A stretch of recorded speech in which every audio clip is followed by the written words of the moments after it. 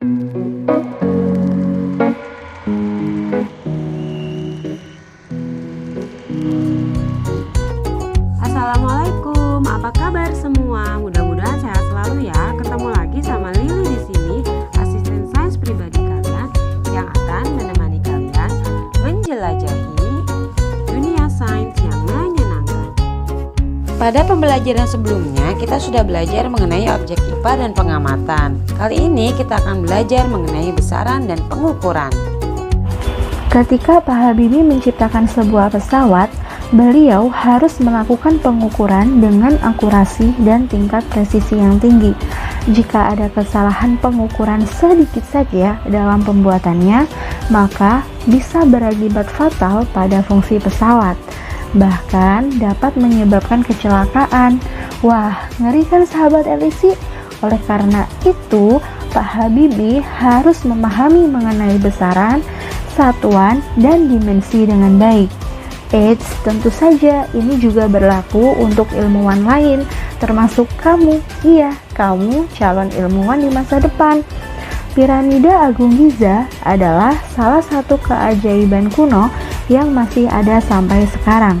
Dibangun selama 20 tahun, dibangun lebih dari 2 juta blok batu yang masing-masing memiliki berat sekitar 2-15 ton. Tingginya setinggi 481 kaki saat pertama kali dibangun. Tapi kalian tahu nggak, bangsa Mesir dahulu waktu mau bikin piramida belum kenal dengan satuan meter loh. Terus mereka mengukur piramidanya pakai apa ya? Nah, ini nih yang sangat menarik. Coba kalian rentangin tangan kalian, jarak dari siku ke jari terjauh kalian dinamakan 1 qubit. Ditulis 1 cubit, tapi bacanya qubit, bukan cubit-cubitan ya. Nah, dan sekitar 4000 tahun lalu bangsa Mesir menjadikan 1 qubit ini menjadi sebagai satuan panjang mereka. Wah, kok bisa ya sahabat LIC?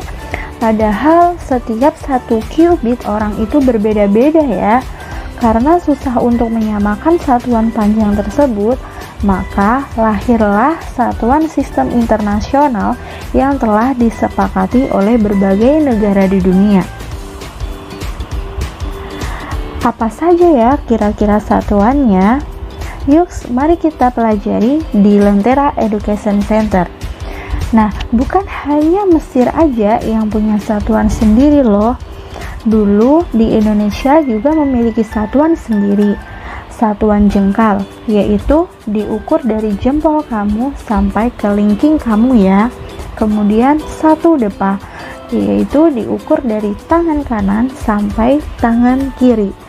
Di negara Inggris ada satuan panjang yang dinamakan dengan 1 yard dan ditentukan sekitar abad 12 lalu.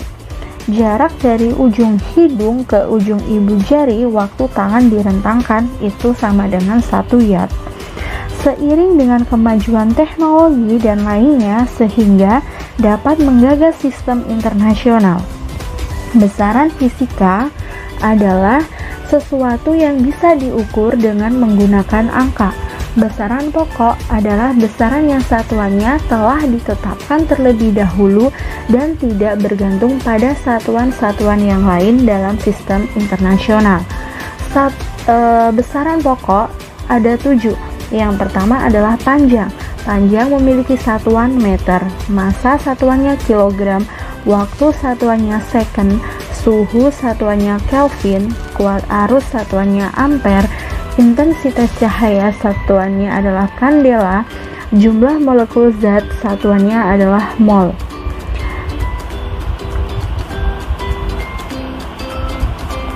Tetapi ada besaran-besaran lain yang bisa kalian ukur dalam kehidupan sehari-hari, misalnya luas, volume, dan kecepatan. Besaran-besaran selain dari 7 besaran tadi dinamakan besaran turunan. Kenapa? Karena besaran ini adalah turunan pertama dari besaran pokok. Contohnya adalah luas, volume, dan kecepatan. Nah, di sini contohnya adalah luas. luas pada persegi panjang itu rumusnya adalah panjang kali lebar. Panjang satuannya meter dan lebar satuannya meter. Jadi kalau meter dikali meter maka dihasilkan meter kuadrat. Jadi luas memiliki satuan meter kuadrat. Sedangkan volume pada kotak dia memiliki persamaan panjang kali lebar kali tinggi. Panjang satuannya meter, lebar satuannya meter, dan tinggi satuannya meter, sehingga didapatkan satuan dari volume yaitu meter pangkat 3. Sekarang kita ke dimensi. Nah, besaran fisika juga dinyatakan dalam bentuk dimensi. Tapi dimensi itu kegunaannya buat apa sih? Nah, ada dua manfaat. Satu, kamu bisa buktikan dua besaran fisika itu setara atau tidak. Yang kedua, kamu bisa memakai dimensi untuk nentuin satuan dari besaran turunan. Nah, di sini ada tabel dimensi. Jadi panjang dia memiliki dimensi L besar. Kemudian massa M, waktu T besar, dan kuat arus listrik itu adalah I, suhu adalah theta, jumlah zat adalah N, dan intensitas cahaya itu J. Sekarang kita ke alat ukur. Alat ukur yang pertama yaitu di sini ada mistar. Mistar digunakan untuk mengukur panjang, kemudian timbangan untuk mengukur massa, dan di sini ada jangka sorong. Apa sih jangka sorong itu? Jadi, jangka sorong adalah alat ukur yang mampu mengukur jarak, kedalaman, maupun diameter dalam suatu objek dengan tingkat akurasi dan presisi yang sangat baik, yaitu plus minus 0,05 mm.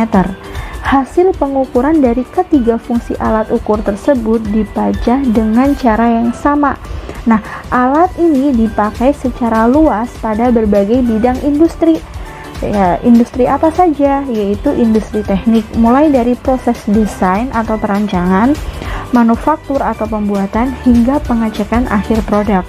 Alat ini dipakai luas karena memiliki tingkat akurasi dan presisi yang cukup tinggi, mudah digunakan, mudah dibawa-bawa, dan tidak membutuhkan perawatan yang khusus. Karena alasan inilah jangka sorong lebih disukai oleh insinyur atau engineer dibandingkan alat ukur konvensional seperti penggaris. Sekarang kita lanjut ke bagian-bagian jangka sorong. Bagian-bagian jangka sorong terdiri dari skala baca yang tercetak pada badan alat ini sama seperti skala baca atau pada angka-angka di penggaris, yang dapat diatur berdasarkan letak atau rahang jangka sorong. Terdapat dua pasang rahang, yakni sepasang rahang luar atau rahang bawah untuk mengukur jarak pengukuran utama dan sepasang rahang dalam atau rahang atas untuk mengukur diameter dalam. Contohnya, untuk mengukur diameter pada cincin, kedua pasang rahang tersebut dapat digunakan atau digerakkan untuk pengukuran. Jarak antar rahang untuk kedua pasang rahang tersebut dapat dibaca dengan cara yang sama. Nah, selain itu, untuk membaca jangka sorong ada dua langkah. Yang pertama nih, di sini ada gambar jangka sorong ya. Jadi yang atas itu adalah skala utama, yang bawah adalah skala nonius. Cara membaca yang pertama, skala utama terlebih dahulu, lihat gambar di atas ya. Jadi di situ ada 21 mm atau 2,1 cm, yaitu garis merahnya merupakan angka yang paling dekat dengan garis 0 pada skala nonius di sebelah kanannya. Jadi skala utama yang terukur adalah 21 mm atau 2,1 cm. Kemudian yang kedua, kita membaca skala nonius. Lihat pada gambar di atas dengan seksama. Terdapat satu garis skala utama yang tepat bertemu dengan satu garis pada skala nonius. Pada gambar di atas, garis lurus tersebut merupakan angka 3 pada skala nonius. Jadi, skala nonius yang terukur adalah 0,3 mm atau 0,03 cm.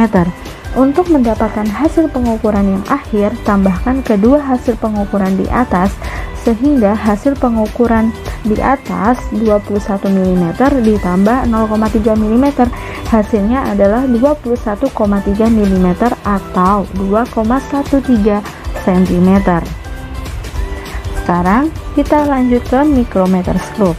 Micrometer scope adalah salah satu alat ukur yang bisa digunakan untuk mengukur panjang suatu benda dan mengukur tebal sebuah benda seperti benda-benda lempeng baja, aluminium, dan diameter suatu kabel, kawat, ketebalan suatu kertas, dan benda-benda lainnya.